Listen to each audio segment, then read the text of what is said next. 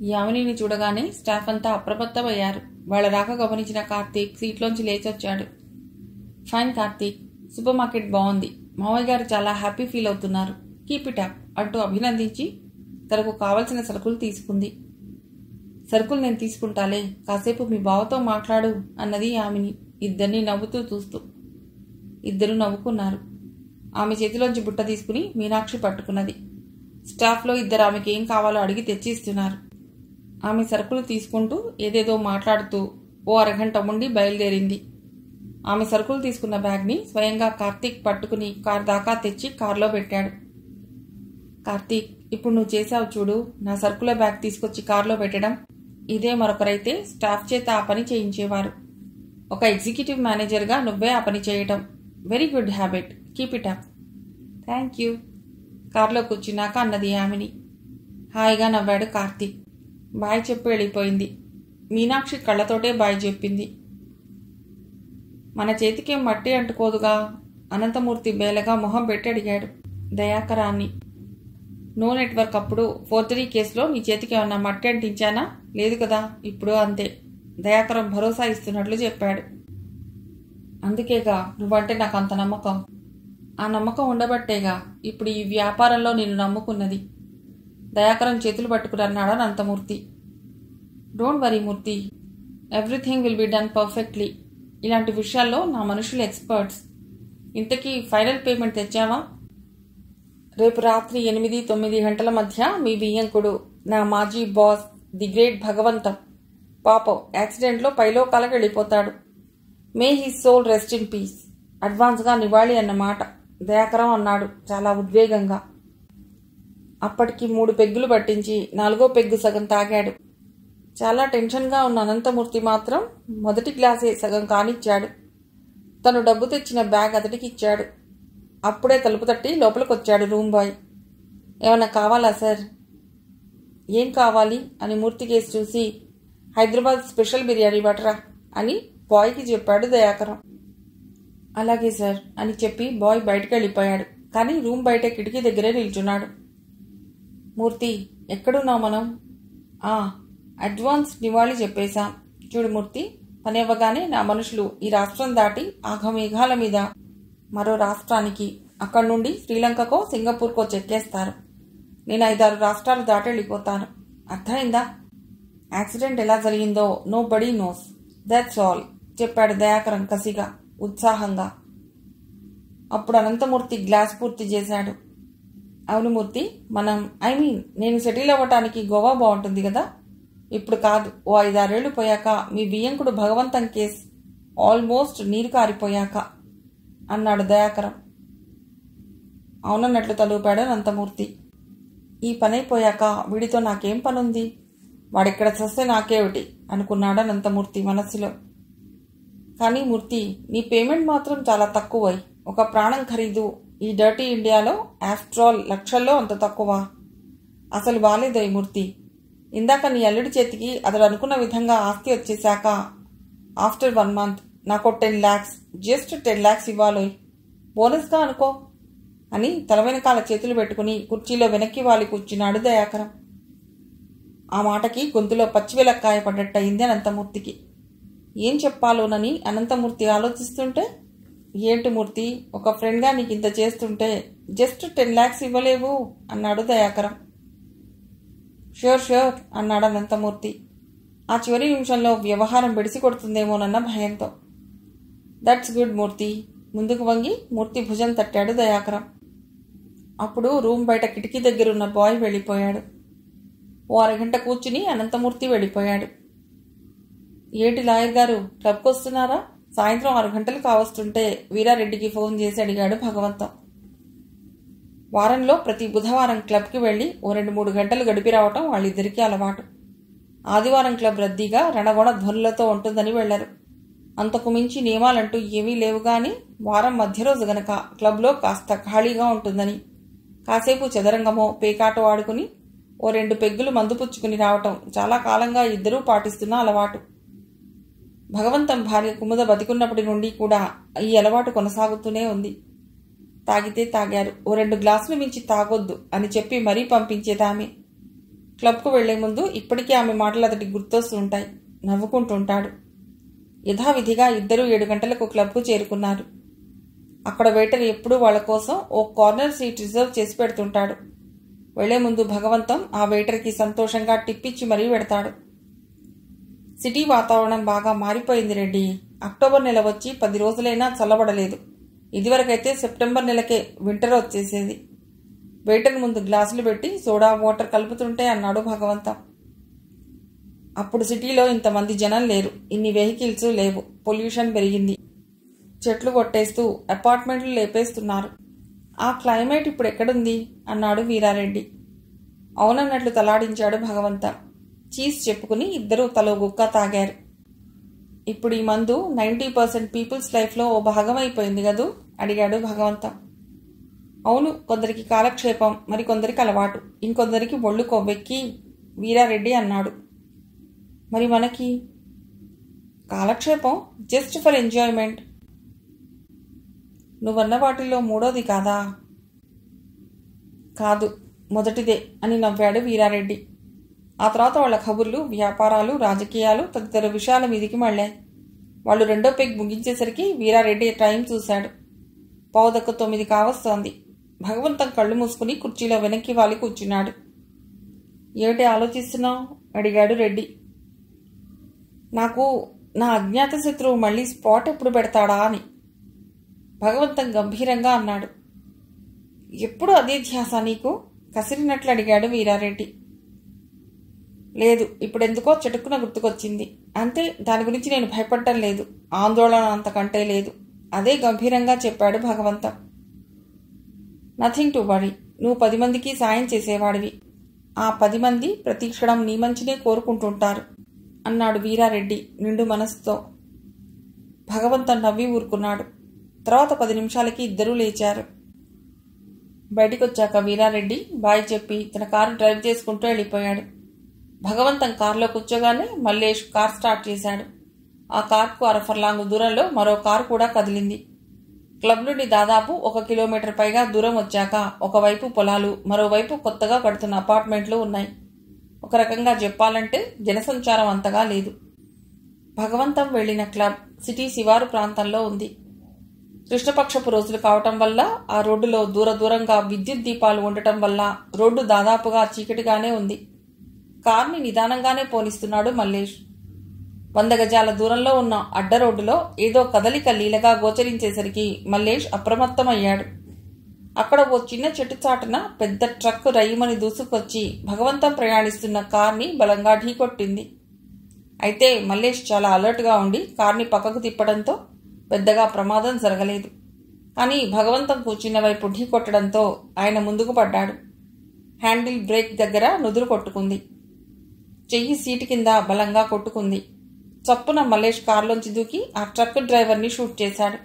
వాడి భుజానికి బుల్లెట్ తగలటంతో వాడు స్టీరింగ్ వదిలేశాడు. ట్రక్కు పొదల్లోకి దూసుకుపోతుంటే ఆ డ్రైవర్ పక్కనున్న మరో అగంతకుడు కిందికి దూకి పెద్ద కత్తిలాంటి ఆయుధంతో భగవంతం వైపుకు దూసుకొస్తుంటే వానిపై కూడా షూట్ చేశాడు మల్లేష్. ఈలోగా భగవంతం కారు వెనకాతలే వచ్చిన కారులోంచి 5-6 దూసుకొచ్చి ఆ 2 అగంతకులను రెక్కలు విరిచి పట్టుకున్నారు. వాళ్ళు సివిల్ డ్రెస్లో ఉన్న పోలీసులు. మల్లేష్ చప్పున కారు దగ్గరకు వచ్చి, సార్ ఎలా ఉన్నారు, మీకేం కాలేదుగా అని అడిగాడు ఆతృతగా. భగవంతం వెంటనే మాట్లాడలేకపోయాడు. ఆయనకంతా అయోమయంగా ఉంది. తన కార్ డ్రైవర్ మల్లేష్ దగ్గర పిస్టల్ ఉండటం ఏమిటి, వాళ్ళ మీద కాల్పులు జరపడం ఏమిటి, వాళ్ళెవరో ట్రక్కుతో తన కార్ని ఢీకొట్టాలనుకోవటం ఏమిటి? అంటే తన అజ్ఞాత శత్రువు తనను చంపడానికి పెట్టిన స్పాటా ఇది? సార్, భగవంతం సార్, అది ఆల్ రైట్ సార్ మల్లేష్ అడిగాడు. భగవంతం కొంచెం తేరుకున్నాడు. అతడి నుదురు నుండి రక్తం కారుతోంది. చెయ్యి కదల్చలేకపోతున్నాడు. ఆయన పరిస్థితి మల్లేష్కి అర్థమైంది. వెంటనే అతడు సెల్ ఫోన్లో ఏసీపీ నరసింహనాయుడికి ఫోన్ చేసి పరిస్థితి వివరించి ఆయన సలహా మీదట వెంటనే భగవంతాన్ని దగ్గరలో ఉన్న హాస్పిటల్కి తీసుకెళ్లాడు. సరిగ్గా ఈ సమయంలోనే పాత బస్తీలోని మారుమూల ఉన్న లాడ్జిలో బ్యాగ్ సర్దుకుని మంచం మీద కాళ్ళు పెట్టి కుర్చీలో కూర్చుని ఎప్పుడు సెల్ ఫోన్ రింగ్ అవుతుందా అని ఎదురు చూస్తున్నాడు దయాకరం. అతనికి ఎదురుగా అనంతమూర్తి కూర్చుని చాలా టెన్షన్ పడుతున్నాడు. అప్పుడు తలుపు చప్పుడైంది. ఇప్పుడెవరు అన్నట్లు అనంతమూర్తి కేసి చూశాడు నుదురు చిట్లించి దయాకరం. బాయ్ని పిలిచావా అని అడిగాడు అనంతమూర్తిని. లేదు అన్నాడు అనంతమూర్తి. సరే చూడు అన్నట్లు కళ్లతోనే చెప్పాడు దయాకరం. అనంతమూర్తి లేచి వెళ్లి తలుపు బోల్టు తీశాడు. అంతే, భళ్ళున తలుపు తోసుకుని 5 పోలీసులు విసురుగా లోపలికొచ్చి దయాకరాన్ని విసురుగా లాగి చేతులకి బేడీలు వేశారు. ఏంటిది అని అతడు గింజుకుంటున్నాడు. మరో 2 కానిస్టేబుల్స్ అనంతమూర్తి చేతులకి బేడీలు వేశారు. హతాశుడైపోయాడు అనంతమూర్తి. దయాకరం ఏదో అనబోతుంటే ఒక కానిస్టేబుల్ చాచిపెట్టి ఒకటిచ్చాడు. వాళ్ళిద్దరినీ పోలీసులు లాక్కుని వెళ్లి వ్యాన్లో పడేశారు. ఈ అనూహ్య పరిణామం ఆ ఇద్దరికీ పెద్ద షాక్ ఇచ్చినట్లుంది. వాళ్ళిద్దరి మెదళ్లు మొద్దుబారిపోయాయి. భగవంతం మీద పెట్టిన స్పాట్ ఏమైనట్లు? తామిద్దరూ దొరికిపోయారా? అలా జరగటానికి వీల్లేదు. అసలు తాము ఇక్కడ ఈ మారుమూల లాడ్జిలో ఉన్నట్లు ఎవరికి ఎలా తెలిసింది? అనంతమూర్తికి ఏడుపు ఒక్కటే తక్కువ. పోలీస్ వ్యాన్ కదిలింది. దయాకరం రూమ్ బాయ్ నవ్వుతూ అంతా చూస్తున్నాడు. ఆ సమయంలో డిన్నర్ ముగించి టీవీ న్యూస్ చూద్దామా పడుకుందామా అనుకుంటున్న వీరారెడ్డి సెల్ రింగ్ అయింది. తీసి చూస్తే ఏసీపీ నాయుడు దగ్గర నుండి. గబుక్కున ఆన్ చేసి హలో సార్ అన్నాడు. భగవంతం మీద అటాక్ జరిగింది, డోంట్ వరీ, హీ సేఫ్ అన్నాడు నాయుడు. వాట్, మేమిద్దరం అని వీరారెడ్డి ఏదో చెప్పబోతుంటే 9కి క్లబ్ నుండి బయలుదేరారు. ఓ హాఫ్ అన్ అవర్కి ట్రక్తో ఆయన కార్ని డాష్ ఇచ్చి చంపేయాలని అటాక్ చేశారు. But he safe. నేను తీసుకున్న యాక్షన్ ఫలించింది. చిన్న గాయాలయ్యాయి. ఆయన ప్రస్తుతం హాస్పిటల్లో ఉన్నాడు అన్నాడు నాయుడు. ఏ హాస్పిటల్లో అడిగాడు వీరారెడ్డి. హాస్పిటల్ వివరాలు చెప్పి తను అక్కడికి వస్తున్నట్లు చెప్పాడు నాయుడు. అంతేకాదు, వాళ్ల ఫ్యామిలీ మెంబర్స్కి కూడా ఈ వివరాలు తెలియజేయమన్నాడు. వీరారెడ్డి హడావుడిగా ఆసుపత్రికి బయలుదేరాడు. కారు డ్రైవ్ చేస్తూనే నాయుడు చెప్పిన విషయం యామినికి ఫోన్ చేసి చెప్పాడు వీరారెడ్డి. యామిని నిర్ఘాంతపోయింది. డైనింగ్ టేబుల్ దగ్గర కూర్చుని అన్యమనస్కంగా భోజనం చేస్తున్న భర్త రవిచంద్రకి చెప్పింది. అతడు ఆశ్చర్యపోలేదు, నుదురు చిట్లించాడు. మీకు షాకింగ్గా లేదా ఈ న్యూస్ అని అడిగింది భర్తనే సూటిగా చూస్తూ. తడబడ్డాడు రవి. షాకింగ్గా లేకపోవడం ఏంటి? పద పద హాస్పిటల్కి వెడదాం అని కంచంలోనే చేయి కడిగేసుకుని లేచాడు రవిచంద్ర. అంతేకాదు, తమ్ముడు నరేంద్రకి కేకేసి మరీ చెప్పాడు యామిని తెలిపిన విషయం. మరిది నరేంద్రలోనూ అదే ప్రతిస్పందన చూసి యామినికి చివుక్కుమనిపించింది. భర్త నరేంద్ర వెనకే వచ్చిన నందిని మొహంలో అదో రకమైన ఆందోళన కనిపించింది యామినికి. అక్కడే హాల్లోనే ఉన్న కల్పవల్లి, మీనాక్షికి విషయం చెప్పింది యామిని. అయ్యో, అన్నయ్య ఎలా ఉన్నాడమ్మా అంటూ కల్పవల్లి కలవరపడింది. అప్పటికే ఆమె కళ్ళు వర్షించటం ప్రారంభించాయి. కంగారు పడకండి పిన్ని, హాస్పిటల్లో చేర్చారు. కార్తిక్కి కూడా ఫోన్ చేయి మీనాక్షి చెప్పింది యామిని. 10 నిమిషాలకి రాముల్ని కూడా తీసుకుని అంతా హాస్పిటల్కి బయలుదేరారు. ఆసుపత్రిలోని స్పెషల్ రూంలో తలవైపు ఎత్తి చేసిన బెడ్ మీద పడుకుని ఉన్నాడు భగవంతం. ఆయన నుదుటికి తగిలిన దెబ్బకి బ్యాండేజీ కట్టారు. కుడి చేతికి చిన్నగా ఫ్రాక్చర్ కావడంతో దానికి కట్టుకట్టారు. అతడి డ్రైవర్గా ఉన్న మల్లేష్ ఆయన బెడ్ పక్కనే నిల్చున్నాడు. వీరారెడ్డి మరో పక్కనే నిల్చున్నాడు. సరిగ్గా ఆ సమయంలోనే కుటుంబ సభ్యులందరూ వచ్చేశారు. ఆందోళనగా ఆయన మంచం చుట్టూ చేరారు. మావయ్య అంటూ యామిని, అన్నయ్య అంటూ కల్పవల్లి ఆయన మంచం పక్కగా వచ్చి నిల్చున్నారు. ఏం లేదమ్మా, చిన్న యాక్సిడెంట్, నవ్వడానికి ప్రయత్నిస్తూ అన్నాడు భగవంతం. ఎలా జరిగింది అడిగాడు రవిచంద్ర. భగవంతం సమాధానం చెప్పలేదు. ఏదో జరిగింది అన్నట్లు గాల్లో చెయ్యి ఊపాడు. ఎలా జరిగిందో నేను చెప్తాను అంటూ అప్పుడే లోపలికి వచ్చిన ఏసీపీ నరసింహనాయుడు అన్నాడు. ఏంటి ఏసీపీ సార్, అప్పుడే మీ దాకా వచ్చేసిందా నా యాక్సిడెంట్? నాయుడిని చూసి భగవంతం ఆశ్చర్యపోతూ అడిగాడు. నీకంటే నీ యాక్సిడెంట్ గురించి నాయుడు గారికే ముందు తెలుసు వీరారెడ్డి అన్నాడు వ్యంగ్యంగా. సరిగ్గా అప్పుడే అక్కడికి చిదంబరం కూడా వచ్చాడు రవి ఫోన్ చేయటంతో. నరేంద్ర కూడా తన మామకి ఫోన్ చేయాలని ప్రయత్నిస్తున్నాడు గాని ఆయన ఫోన్ తీయటం లేదు. ఇంతలో కార్తీక్ కూడా వచ్చాడు అక్కడికి. అంటే అని అయోమయంగా వీరారెడ్డిని ఏసీపీని చూశాడు భగవంతం. ఇది జస్ట్ యాక్సిడెంట్ కాదు, నిన్ను లేపేయటానికి చేసిన ప్రయత్నం ఏసీపీ నాయుడు చెప్పాడు అక్కడున్న అందరినీ చూస్తూ.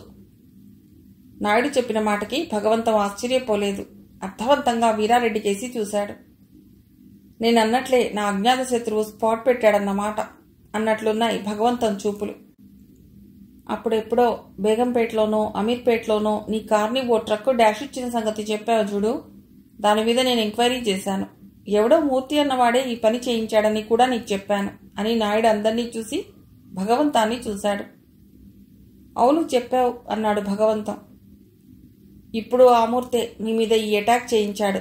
అదే అనంతమూర్తి, నీ వియ్యంకుడు. నాయుడు మాటలకి భగవంతం ఆశ్చర్యపోయాడు. గతంలో నీ కంపెనీలో క్యాషియర్గా పనిచేసి నీ సంతకాల ఫోర్జరీతో లక్షలు కాజేసి జైలుకెళ్లిన దయాకరంతో కలిసి అనంతమూర్తి ఈ కుట్రకి పాల్పడ్డాడు. నాయుడు మాట పూర్తి చేయగానే అక్కడే ఉన్న నందినికి ఒళ్లంతా చెమటలు పట్టేశాయి.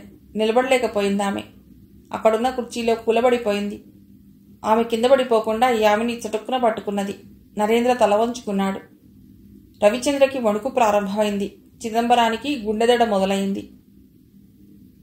నువ్వు ఆ సంగతి వదిలేయమన్నావు, కానీ నేనంత తేలిగ్గా వదిలేయలేదు. అసలు ఆ మూర్తి అన్నవాడెవడో ఎంక్వైరీ చేశాను. నీ వియ్యంకుడే అని తేలింది. ఎందుకైనా మంచిదని అతడి కదలికల మీద నిఘా పెట్టాను. అంతేకాదు, నీ సేఫ్టీ కోసం గన్మ్యాన్ని పెట్టుకోమంటే నువ్వు కాదంటావు. ఆ సంగతి నాకు తెలుసు. అందుకే కొన్నాళ్ల పాటు నీ డ్రైవర్ని ఏదో సాకుతో సెలవు పెట్టమన్నాను. అతడి ప్లేస్లో డ్రైవర్గా గన్మెన్ మల్లేష్ని ఏర్పాటు చేశాను. ఈ నేపథ్యంలోనే నిన్ను అడ్డు తొలగించుకోవటానికి నీ కొడుకులు కూడా సిద్ధమయ్యారని తెలిసింది నాకు. ఎలా తెలిసిందో గాని ఈ సమాచారం తెలిసిన నీ మేనల్లుడు కార్తీక్ ఏం చేయాలో తెలియక వీరారెడ్డికి తనకు అందిన సమాచారం, అదే నిన్ను చంపేయాలన్న కుట్ర గురించి చెప్పాడు. వీరారెడ్డి అది నాకు చెప్పాడు. దాంతో నా ప్రయత్నాలు ఇంకా ముమ్మరం చేశాను. అనంతమూర్తి కదలికల మీద నిఘా వేయటంతో అతడి ఈ మధ్య ఓల్డ్ సిటీలోని ఓ మారుమూల ఉన్న లాడ్జికి వెడుతున్నట్టు తెలిసింది. దానిపై ఆరా తీస్తే తెలిసిందేమంటే అక్కడ లక్షలు కాజేసి ఫోర్జరీ కేసులో జైలుకెడిన దయాకరం ఉన్నాడని. అతడిని ఈయన కలుస్తున్నాడని తెలిసింది. దాంతో అక్కడ వాళ్ళేం చేస్తున్నది తెలుసుకోవటానికి ఆ లాడ్జి రూమ్ బాయ్ని రంగంలోకి దింపాను.